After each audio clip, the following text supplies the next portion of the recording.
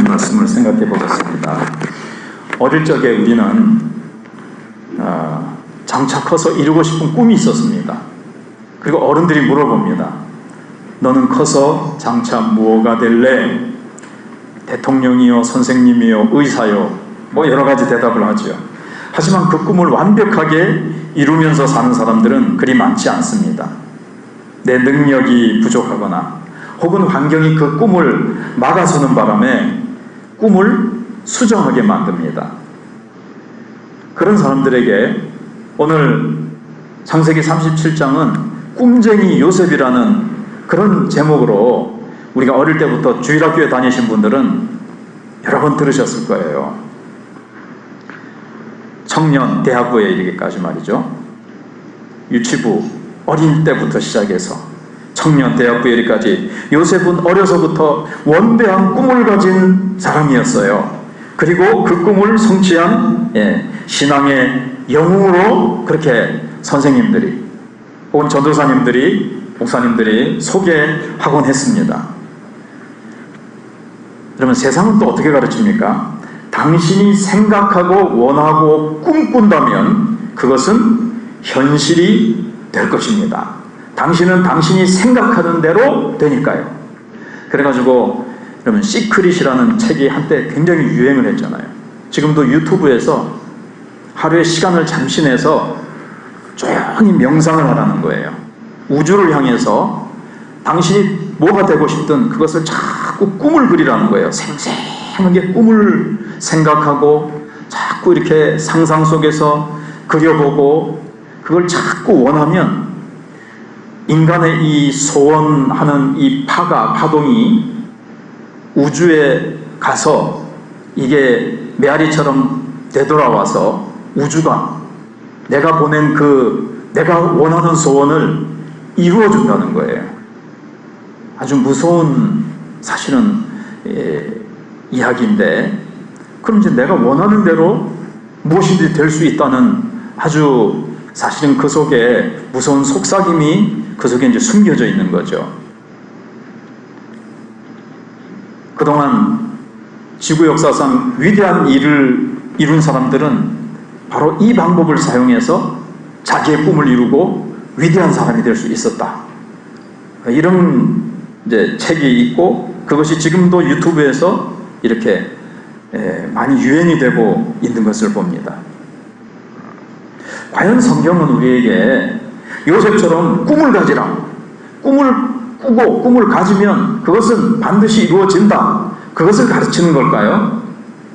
하지만 실제 이야기는 그렇지 않습니다. 성경은 그것을 오늘 얘기하는 것이 아닙니다. 역사를 살피고 주관하시는 하나님이 주인공이시라는 거예요. 모든 일을 하나님이 계획하시고 하나님의 그 꿈이 하나님의 계획이고 하나님은 그 계획을 하나님이 이루어 가신다는 거예요. 요셉이 주인공이 아니에요.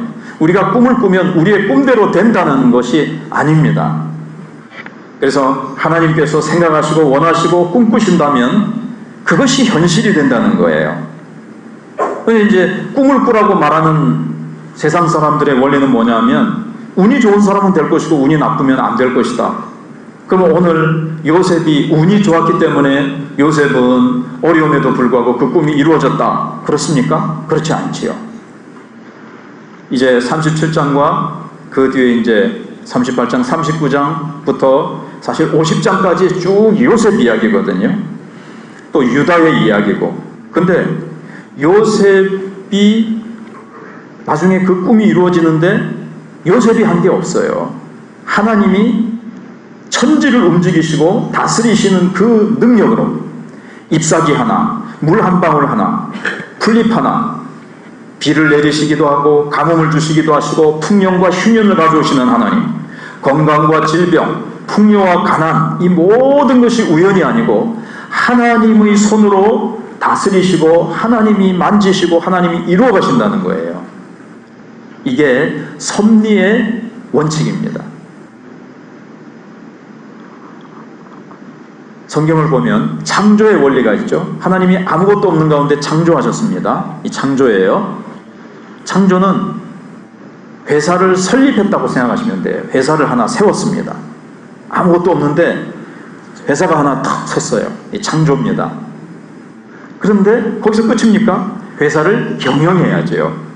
사람을 뽑고 거기에서 사람의 인사 발령을 내리고 무슨 부장, 과장 쭉 사람을 쫙 인선을 해가지고 배치를 합니다.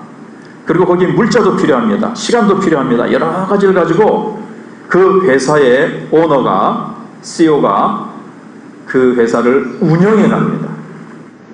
그게 이제 섭리예요. 그래서 창조와 섭리. 근데 요셉의 이야기는 하나님의 섭리를 우리에게 보여주시는 겁니다. 모든 것이 우연이 아니고 사람이 주인공 같고 사람이 이루어가는 것 같지만 하나님이 모든 것을 주관하시고 하나님이 다스리신다는 것을 보여주시는 겁니다. 그래서 섭리라는 것. 우리도 그렇습니다. 하나님이 우리를 창조하셔서 이 땅에 보내셨습니다. 근데 보내시고 네가 알아서 살아라 하시는 것이 아니고 하나님은 순간마다 우리의 인생을 향한 계획을 가지고 계셔서 그 하나님의 계획대로 우리를 한 걸음 한 걸음 하나님이 인도해 가세요. 자, 그래서 요셉의 꿈을 통한 하나님의 계시를 한번 생각을 해보면, 자, 우리가 창세기를 계속 1장부터 쭉 생각을 해왔는데 지난번에 배운 게 뭐냐가 하면 라헬은 죽고 야곱은 이삭의 집으로 아버지의 장막으로 돌아왔다는 겁니다. 그런데 야곱의 아들들은 더 이제 성장을 해서 이제 각자 가축을 양이라든가 뭐 염소, 떼들 이런 가축을 열심히 쳤습니다. 그래서 그것이 이제 2절에 있지요.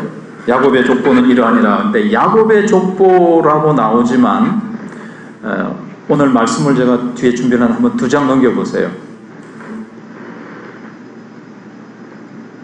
예, 야곱의 족보는 이러하니라. 여러분, 야곱의 족보다 이렇게 나오면요, 야곱의 후손들의 이야기를 얘기하는 거예요. 이삭의 족보다 그러면 이삭의 얘기가 아니고 이삭의 아들인 에서와 야곱의 이야기예요. 그래서 지금 야곱의 아들 요셉 얘기가 나오죠. 요셉이 17세의 소년으로서 그의 형들과 함께 양을 칠 때에 그랬죠. 이게 양을 치는 거예요. 그다음에 읽은 김에 보면 그의 아버지의 아내들 비라와 실바의 아들들과 더불어 함께 있었더니 그가 그들의 잘못을 아버지에게 말하더라. 자, 왜 라헬은 죽었고 레아의 아들들 틈에 요셉을 왜 두지 않았을까요? 라헬과 레아는 전에 자식 출산 경쟁으로 둘이 시기 질투하면서 반목하면서 사이가 상당히 안 좋았습니다. 그 영향이 자녀들에게도 갔기 때문에 레아의 아들들이 요셉은 라헬의 아들이거든요. 굉장히 요셉을 향해서 안 좋은 감정이 있고 반목하고 자녀들 사이에도 이게 감정이 안 좋다는 것을 야곱이 알기 때문에 레아의 아들들 틈에 두지 않고 누구요? 그 첩들인 빌하와 실바의 아들들 틈에 둔 거예요. 여기는 이제 그런 반목, 시기 질투에 그런 게 없거든요. 그래서 이것을 우리가 볼 수가 있습니다. 여기서 얼마나 자녀들까지 이게 반목하는 분위기였는가. 택한 백성의 가정에서 언약의 가정이 이렇게까지 참 엉망진창이 되었다는 것을 우리가 보게 됩니다. 그러나 이것도 우리에게 위로가 될 수도 있어요. 하나님이 택하신 가정도 나중에 하나님이 아름답게 성숙하게 만들어 가시지만 성경에 나오는 하나님이 택하신 가정도 이럴 수 있다면 아마 가정이 많이 부서지고 어려운 가운데 있는 가정도 위로가 될 거예요. 우리 가정도 그렇지만 소망이 있구나. 하나님이 이런 가정을 통해서도 정말 착하고 신실하고 뛰어난 가정만 하나님이 들어서 쓰시는 것이 아니고 하나님은 정말 엉망진창인 그런 가정도 변화시키셔서 하나님이 쓰시는구나. 이런 우리가 위로와 소망을 가질 수 있다는 거죠. 자, 근데 문제는 야곱이 누구를 편애해요? 요셉을 편애하는 겁니다. 창세기에서 계속 나오는 문제는 편애하는 것이 문제가 됐죠. 바로 야곱 자신이 어릴 때 태어나서 아버지 이삭은 에서 큰형 에서를 사랑하고 더 사랑하고 어머니 리브가는 야곱을 더 사랑합니다. 이 편애 때문에 가정에 문제가 일어났었잖아요. 근데 야곱은 또 편애를 합니다.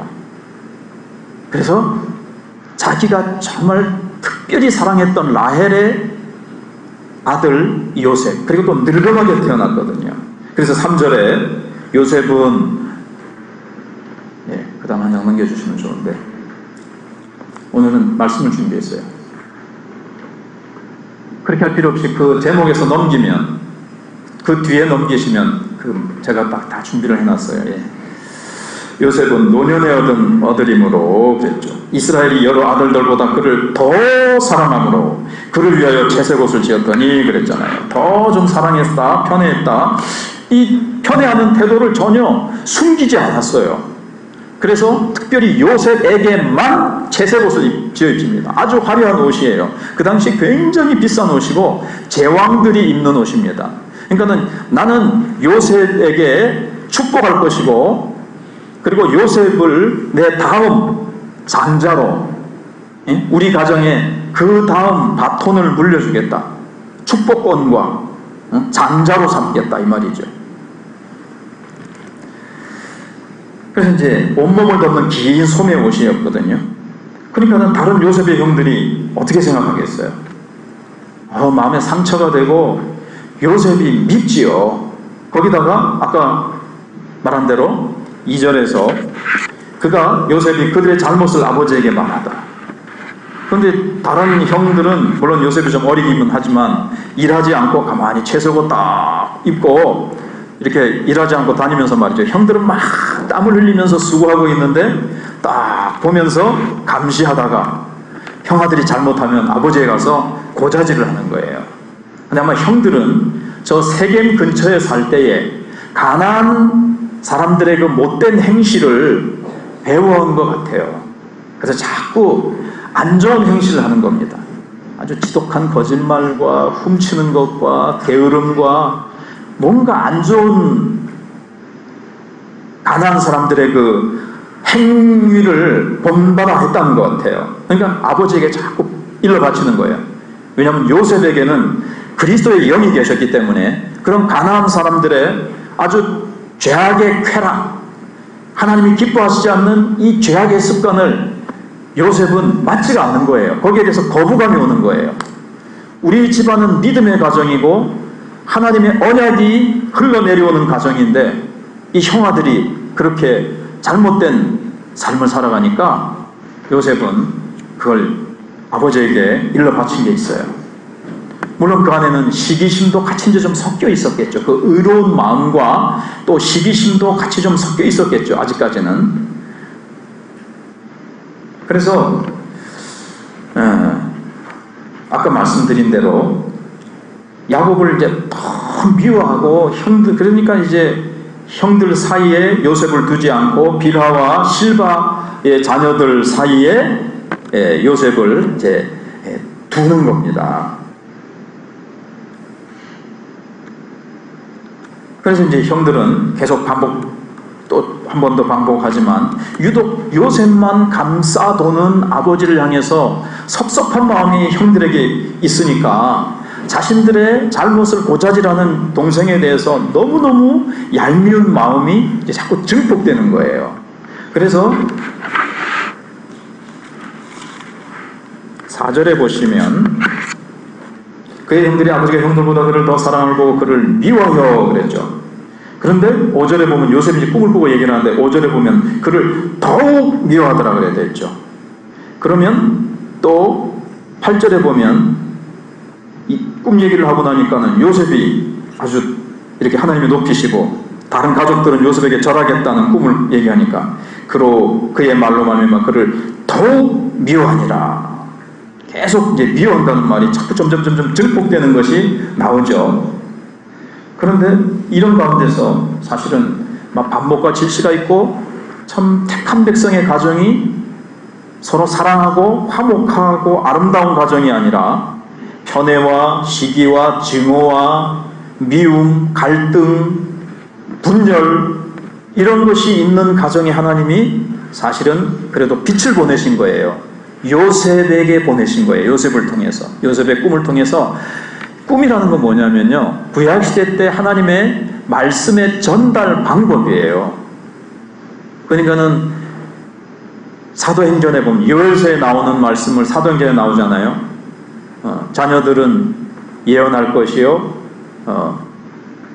노인들은 꿈을 꿀 것이며, 자녀들은 예언할 것이요, 뭐 이렇게 그런 말씀이 나오잖아요. 거기 나오는 예언과 꿈은 다 하나님의 말씀을 얘기하는 겁니다. 말씀. 그러니까 꿈을 꾸자. 노인들도 꿈을 꿨다. 우리가 비전을 가집시다. 이게 아니라는 거예요. 그건. 우리가 이런 위대한 꿈을 꿉시다. 그게 아니고 하나님의 말씀. 모든 사람이 다 왕같은 제사장이요 선지자처럼 하나님의 말씀을 전하는 자가 될 것이라는 것을 얘기하는 거예요. 그래서 지금 하나님의 말씀의 빛이 요셉을 통해서 야곱의 가정에, 야곱의 장막에 임한 겁니다. 하나님이 택하셨기 때문에, 그러니까 이게 뛰어나고 훌륭하기 때문에 하나님이 택하신 게 아닙니다. 하나님은 무조건 택하셨어요. 우리가 봤죠. 야곱이 뱃속에 있을 때부터 무슨 선한 행위를 하기도 전에 야곱이 뱃속에서부터 형하고 싸우는 실력과 어떤 하나님의 택함 받을 만한 조건이 있었던 게 아니라고 말씀을 드렸죠. 하나님은 야곱을 택하셨습니다. 그래서 야곱의 가정이 이렇게 엉망진창임에도 불구하고 하나님은 그 가정에 이제 정말 택하신 족속의 왕같은 제사장으로서 세상의 축복의 통로가 되기 위해서는 달라져야 되잖아요. 하나님의 센터가요 부르신 것은 은혜지만 거기에 머무르지 않습니다. 모든 것이 합력하여 선을 이루시는 하나님이시니까 하나님이 우리가 아무리 잘못하고 우리가 실수하고 실패한 것도 하나님이 다 합력해서 선을 이루실 거니까, 그러면서 우리가 계속 내 마음대로 살고 실수와 실패를 반복할 것입니까? 그렇게 안주할 수는 없잖아요. 하나님이 모든 것을 합력하여 선을 이루시지만 우리는 충성되고 신실하고 하나님을 잘 믿고 하나님을 신뢰하고 하나님께 순종하며 사랑하며 그렇게 살아야죠. 하나님께서 이 가정을 택하셨기 때문에 만지시는 거예요.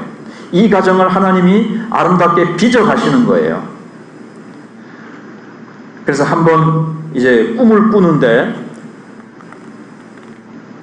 가족들의 이제 곡식단, 형들의 곡식단이 이제 추수를 하는데 형들의 곡식단이 쭉 자기 요셉의 곡식단에 둘러서더니 요셉의 곡식단에 절을 하더라는 거예요. 그 말을 형아들 와서 들어보시면서 그 얘기를 하니까 형들이 뭐야, 우리가 너한테 절을 한다고? 이놈의 자식의 동생 제일 어린 것이 형들을 향해서 그런 꿈이나 얘기하고 더 미워했다 그랬죠.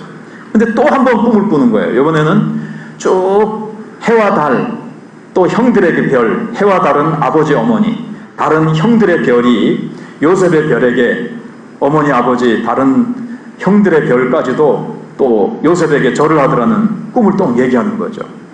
그러니까 아버지는 그 얘기를 듣고 이제 꾸짖었지만 그걸 마음에 새겼고 형들이 막 더욱 미워한 거죠. 이놈의 자식이 한 번도 아니고 우리 놀리나, 그래 네가 우리의 왕이 되겠단 말이지, 우리는 너의 꼬봉이 되고 신하가 되고, 더 이제 야곱을 향해서 그 미운 감정이 완전히 그냥 폭발하기 일보 직전까지 간 거예요. 근데 이 요셉의 꿈이, 그러니까는 아까 말씀드린 대로 요셉은 꿈을 어릴 때부터 꿨어요. 그리고 그 꿈을 계속 요셉은 가지고 있었기 때문에 그 꿈을 마침내 이루고 말았어요. 우리도 꿈을 가집시다. 이 얘기가 틀렸다고 말씀을 드렸잖아요. 왜요? 요셉이 꾼 꿈은 요셉이 꾼 꿈이 아니에요. 자기가 가진 야망이, 그래서 우리는 비전 메이커가 돼야 된다. 왜 아무 생각도 목표도 없이 살아갑니까? 비전을 만드세요. 위대한 비전을 만들고 고양이를 그리려고 그러면 고양이도 그릴 수 있습니다. 그래서 막 비전을 가지라는데 요셉 이야기는 그걸 말하는 게 아닙니다. 요셉이 꿈을 꿨습니까? 하나님의 꿈이 요셉을 찾아왔습니까? 하나님의 꿈이 요셉을 찾아왔거든요. 하나님이 주신 말씀이에요. 만약에 이게 인간적으로 요셉이 꾼 꿈이라면 요셉은 아버지, 어머니, 형들을 자기에게 무릎 꿇게 하기 위해서 막 발버둥 치면서 살아갔다는 얘기밖에 안 되거든요. 그러니까 그것은 아니죠. 하나님께서 요셉을 통해서 이루실 하나님의 계획을 요셉에게 보여주신 거예요. 요셉을 통해서 가족들에게 알려주신 거예요. 근데 가족들은 그것을 거부하는 거죠. 어리다고. 집가 짓게 뭔데? 그러면서 거부하는 거죠. 이건 장차 이스라엘 백성들이 하나님의 아들 예수 그리스도가 오셨음에도 불구하고 예수 그리스도를 거부하고 예수 그리스도를 십자가에 못 박아 죽이는 것을 이렇게 그림자처럼 보여주는 겁니다. 아무튼 요셉과 형들은 이 꿈 때문에 더 기분이 상하고 서로 만나면 인사조차 하지 않고 그렇게 이제 지나게 된 겁니다. 자, 그런데 오늘 말씀에 보면 어느 날 요셉의 형들이 어디에 가서 양을 쳤다 그랬죠? 잘 못 보셨죠? 세겜에 가서 양을 치는 거예요. 양을 치려면 풀이 있는 곳을 막 찾아서 이곳저곳으로 계속 이동을 하거든요. 세겜은 어떤 곳입니까? 디나 사건이 있어서 야곱의 자녀들 르우벤과 레위가 어떻게 했죠? 시몬과 레위인가요? 예.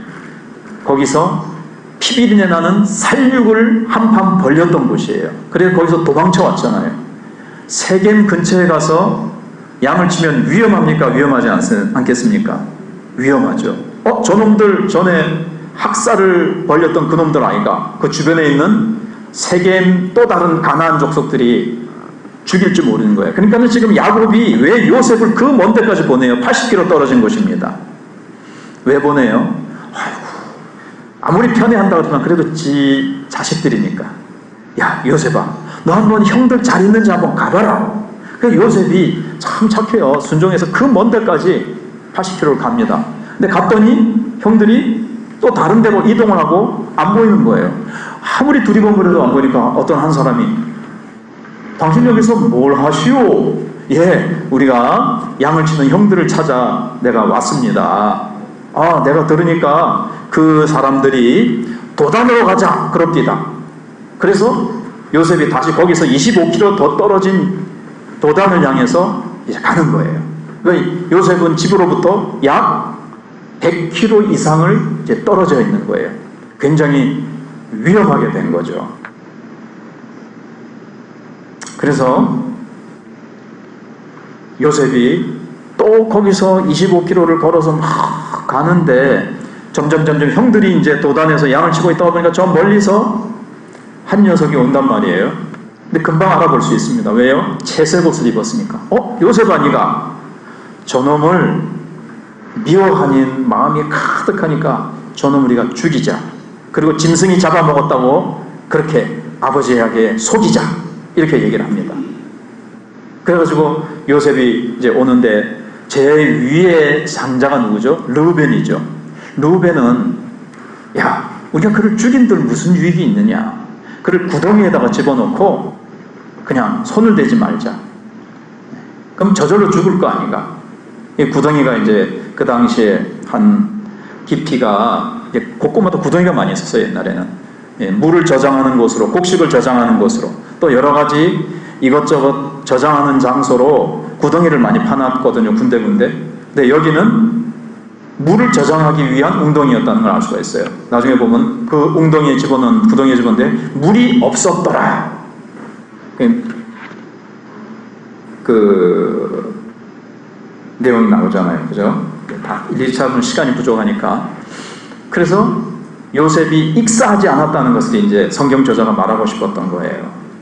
근데 루벤은 장자니까 나중에 다른 형제들 없을 때 요셉을 건져내서 아버지에게로 빨리 도망가라 이렇게 빼돌리려고 그렇게 형제들에게 묘안을 냈던 거죠.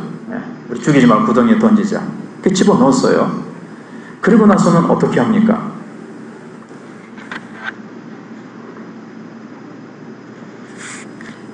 이제 그래가지고 이제 여기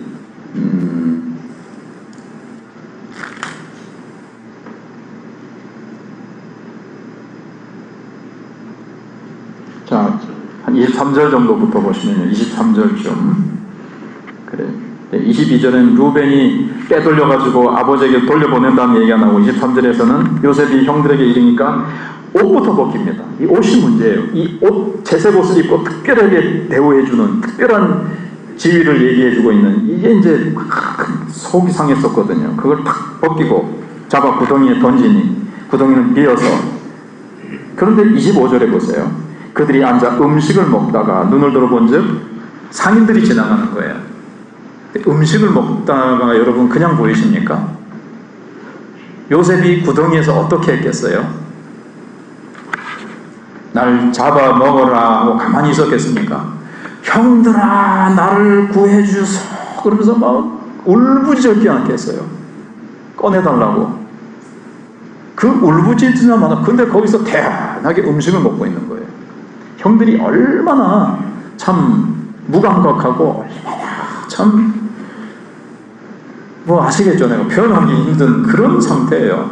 자기네 동생인데 구덩이에 죽이려고 집어넣고 악 소리를 지르면서 살려달라고 울부짖는데 밥이 넘어가요?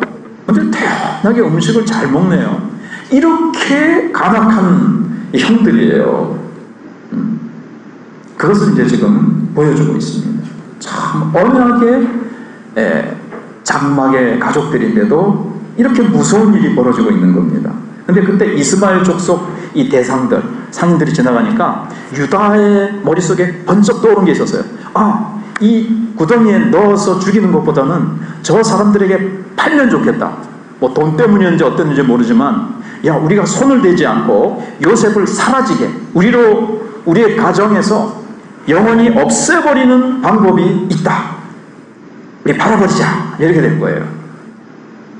그러니까 다른 동생들이, 형제들이, 이제 유다 넷째인데 다른 형제들이 그거 좋다고 다 청종하면서 동의를 했습니다. 가하면 예하시오, 부하면 아니오라 하시오. 그래서 가하면 예하시오, 예, 그래가지고 이제 팔았단 말이에요. 얼마예요? 은 20세겔에. 고대 그 사회에서 남자 종은 20세겔이었거든요, 값이. 그 20배 팔아버리는 거예요. 근데 참 희한하죠. 예수님도 은 20에 팔려가시거든요. 그래서 요셉이 예수님의 모형이다. 이런 얘기들을 하죠. 그래서 자기들은 요셉을 이제 영원히 우리의 눈앞에서 그 눈에 가시 같은 그 얄밉고 그 밉고 미워서 정말 폭발하기 직전에 이놈을 없애버렸다고 이제 생각을 했어요. 그러나 하나님은 요셉을 통해서 장차 이 군동 지방에 7년 대흉년이 들어서 다 죽게 생겼었는데 요셉을 통해서 그 사회를 구원하고 자기 집도 야곱의 집도 구원하고 기하에서 그 다음에 안목질시 분열로 가득 찬 이 가정에 요셉이 영적인 성숙한 자가 되어서 가정을 사랑과 화목으로 반듯하게 바로잡을 사람으로 하나님께서 요셉을 사용하실 거라는 것을 형들은 상상이나 했겠습니까? 애굽으로 갔으니 끝, 바이바이, 영원히 니하고 볼 일 없을 거야, 이렇게 된 거예요. 자, 그래서 이제 형들은 상인들에게 팔 때 채색 옷을 당연히 안 줬죠. 그리고 그 옷을 찢어가지고 염소를 죽여서 그 피를 싹 발라가지고는 아버지에게 갖다 줍니다. 아버지, 이 옷이 아버지의 아들, 우리 동생 요셉이라고 하지 않고요. 아버지의 아들, 벌써 얼마나 그 감정이 알 수가 있죠. 아버지의 아들의 옷이 한번 벗어서 보니까 요셉의 옷이거든요.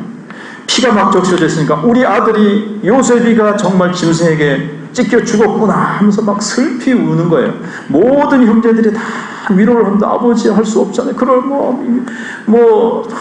온갖 말로 다 위로를 합니다. 근데 그 위로가 뭐죠? 연극이죠. 요셉이 죽지 않은 걸 알면서 막 연극으로 위로하는 척 하면서 막 이렇게 합니다. 근데 아버지는 도저히 모두가 위로를 해도 전혀 위로가 되지 않습니다.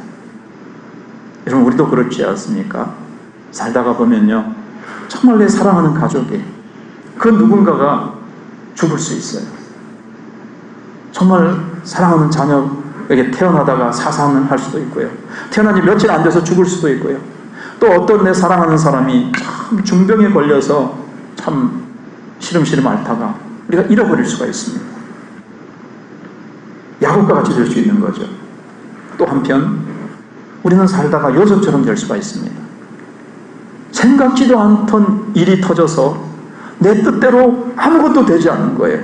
모든 일이 꼬이고 자꾸 나는 나락으로 떨어지는, 그래서 정말 내 인생이 왜 이러나 하나도 풀리는 게 없네, 이런 사람들이 계십니까? 오늘 본문은 이런 상황에 우리가 살다가 잘 때가 있지요. 그때 우리는 이 속에서 무엇을 봐야 되는가 하는 겁니다. 우선 우리는 마지막을 알고 있죠. 창세기 50장에 보면 요셉이 형들에게 이런 말을 합니다. 당신들이 악한 의도로 행했던 바로 그때 하나님은 악을 통해서 선하신 뜻으로 움직이고 계셨다. 형들은 악한 마음으로 나를 애굽에 팔았지만 하나님은 그 모든 것을 선으로 바꾸셔서 오늘날 우리에게 다 복이 되게 하셨습니다. 마지막 해피엔딩으로 끝나는 걸 이제 우리가 알고 있죠. 우리가 이걸 알고 보는 것이 좀, 다 이 얘기를 알고 있는 사람들은 뭐 괜찮지만, 그래야 이제 이 요셉의 이야기를 우리가 해석하고 내가 듣는 데 있어서, 내가 교훈을 받는 데 있어서 유익합니다. 그러니까 마치 축구 시합을 했는데 우리나라가 이긴 그 축구 경기를 재방송을 보는 것 같은 거예요.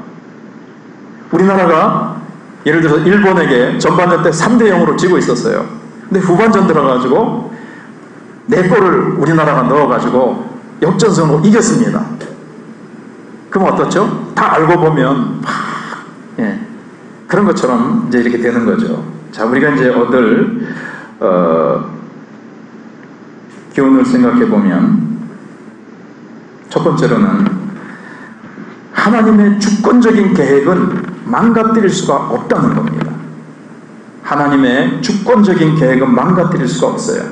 거의 모든 우리 그리스도인들은 하나님의 주권을 믿습니다. 모든 일이 합력하여 선을 이루는 것도 사실입니다. 그래서 하나님의 주권적인 계획은요, 큰 일이든 지극히 세밀한 일이든, 오늘 내가 정말 물건을 작은 걸 하나 사는 것에 있어서도 하나님의 주권이 거기에 간섭하신다는 거예요. 그리고 하나님의 이 주권은 인간이 건드릴 수 없다는 겁니다. 그걸 인간이 좌절시키거나 그걸 방해할 수 없다는 거예요. 그러면 러시아의 푸틴이 하나님의 계획을 바꿀 수 있겠습니까? 공산주의자들이 하나님의 계획을 바꿀 수 있겠습니까? 트랜스주의자들, 남성, 여성 이런 걸 없애버리고 동성애라든가 이 성의 혼란을 가져오려고 하는 자들이 하나님의 이 계획을 바꿀 수가 있겠습니까? 이 세상 그 누구도 하나님의 주권적인 계획을 바꿀 수 있는 자가 아무도 없습니다. 오늘 본문에 나오는 증오와 질투에 빠진 이 형아들이 요셉의 꿈이 이루어지지 않게 하려고 하나님의 계획을 이루어지는 것을 보기가 싫어서 요셉을 팔아버립니다. 요셉의 꿈을 자기들은 짓밟았다고 확신한 순간 사실은 그들은 하나님의 계획을 실행에 옮기고 있었던 거예요. 요셉은 나중에 결과를 보면 애굽으로 어떻게 되죠? 팔려가야 되는 거예요. 애굽의 총리가 돼야 그 근동지방에 임한 7년 기근을 요셉이 막아내고 그들을 다 살릴 수 있잖아요. 그러니까 형아들은 하나님의 꿈을 짓밟으려고 했는데 하나님은 형아들의 그 짓밟으려는 행동이 뭐가 되게 하셨다고요? 하나님의 계획을 이루는 첫 단추가 되게 하셨어요. 우리도 다 마찬가지예요. 우리는 이렇게 되면 어떻게 했지? 내가 나락으로 떨어지고 내 일이 풀리지 않고 꼬이는 것 같은데 하나님은 그 꼬이는 일을 통해서 나를 향한 하나님의 계획을 이루시고야 만다는 거예요. 나는 옆에 있는 그 누구누구가 내 일을 방해한다고 생각하는데 하나님은 언뜻 보면 방해하는 것 같은데 하나님은 나를 향하신 하나님의 계획을 이루시는 단계로 하나님께서 이루어 가신다는 겁니다. 이것을 우리가 첫 번째로 기억해야 되고요. 두 번째는 하나님은 오늘 우리가 이야기의 끝에 있지 않음을 알기 원하십니다. 자, 오늘 37장 끝부분은 어떻게 끝납니까? 특히 34절 35절 야곱이 슬퍼하면서 아들을 잃었다고 그냥 슬퍼하면서 괴로워하고 있는 모습입니다. 요셉은 애굽의 보디발의 집에, 신위대장 보디발의 집에 팔려간 것으로 37장은 끝이 납니다. 이 장면만 보면 어떻습니까? 꿈은 깨어지고 부서지고 야곱의 가정에는 절망의 슬픔이 가득 찾아왔고 요셉은 그 꿈은 절대 이루어질 수 없는 상황으로 요셉의 인생은 그야말로 막장 인생으로 끝나는 것 같습니다. 그러나 그렇습니까? 그 다음 장이 있죠. 물론 38장은 유다의 이야기고요. 그 다음 39장, 40장이 쭉 있습니다. 아까 말씀드린 대로 우리가 야곱과 같이 요셉과 같이 우리가 절망할 수밖에 없는 우리의 참 비극적인 상황에 여러분들이 붙을자 할지라도 이것이 내 인생에 지금 현재 여러분들이 부딪힌 상황이 끝장이 아니라는 거예요. 37장으로 끝나는 게 아니라는 거예요. 요셉이. 우리도 지금 현재가 내 인생의 끝장이 아니라는 거예요. 그렇죠? 요셉에게 다음 장이 있는 것처럼 우리에게도 다음 장이 있습니다. 연결하면 다음 막이 있어요. 네. 그것을 얘기하는 겁니다. 하나님은 그래서 우리가 여기서 절망하고 여기서 끝났다고 우리가 울며불며 절망하는 것이 아닙니다. 물론 요셉 여러분 보세요. 우리는 뭘 알고 있어요? 제 방송을 보면서 요셉 얘기를 알고 있기 때문에 요셉이 어떻게 될 것을 알고 있습니다. 우리 알고 있죠. 해피엔딩으로 끝나고 요셉은 애굽의 총리가 돼서 근동지방의 사람들을 다 구원하고 가족들을 구원하는 사람이 된다. 알고 있습니다.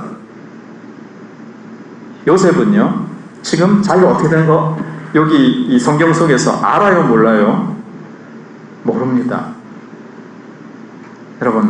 여러분과 저도 마찬가지예요. 지금 우리가 참 처한 상황에서 어려운 상황 속에 있는 분들 말이죠. 우리가 살다가 또 그렇게 할 수 있는데 우리는 그 다음에 어떻게 될지 우리는 알아요, 몰라요? 요셉처럼 모릅니다. 그러나 뭐는 알아요? 다음 장이 있다.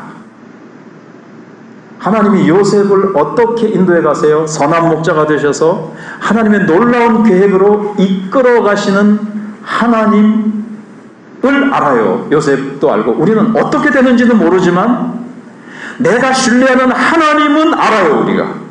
그래서 우리가 그 하나님을 알기 때문에 절망적인 상황 가운데서도 그 하나님을 믿음으로 우리가 평안할 수 있고 요셉처럼 종으로 끌려가도 성실하게 거기서 최선을 다해서 하나님을 잘 섬길 수 있다는 얘기예요. 그러니까 요셉이 끌려가면서 아유 계획대로 되고 있네. 낙타 뒤에 묶여서 아마 팬티만 입고 질질 끌려가면서 다 뻘게 벗겨질 수 있어요. 아이고 하나님 계획대로 되고 있네. 다시 또 보디발의 아내의 누명을 써서 감옥에 들어갔어요. 감옥에 들어갈 때 어이구 하나님의 계획대로 되고 있네. 이랬겠어요? 아니죠. 그거 몰라요. 그거는. 모르지만 하나님의 목적이 있겠지. 하나님은 선하신 분이시기 때문에 하나님이 다 뭔가 이루어 가실 거야. 모르지만 그것처럼 우리가 그렇게 되는 겁니다. 마지막은요. 요셉은 해피엔딩으로 끝났습니다. 해피엔딩. 끝이 너무나도 행복하고 멋지게 다 하나님은 결말을 주셨다는 거예요. 해피엔딩은 뭐 영화 안 배우셔도 이제 뭐 해피엔딩 그렇게 하잖아요. 영화 보면서. 여러분과 저의 인생은 해피엔딩으로 끝나게 되어 있습니다. 하나님이 그렇게 하세요. 무엇보다도요. 우리가 로또에 당첨되는 날이 해피엔딩입니까? 여러 번 말씀드린 대로 우리 그리스도인들에게는요. 인생 최고의 날은 아직 오지 않았습니다. 그 날이 어느 날이죠?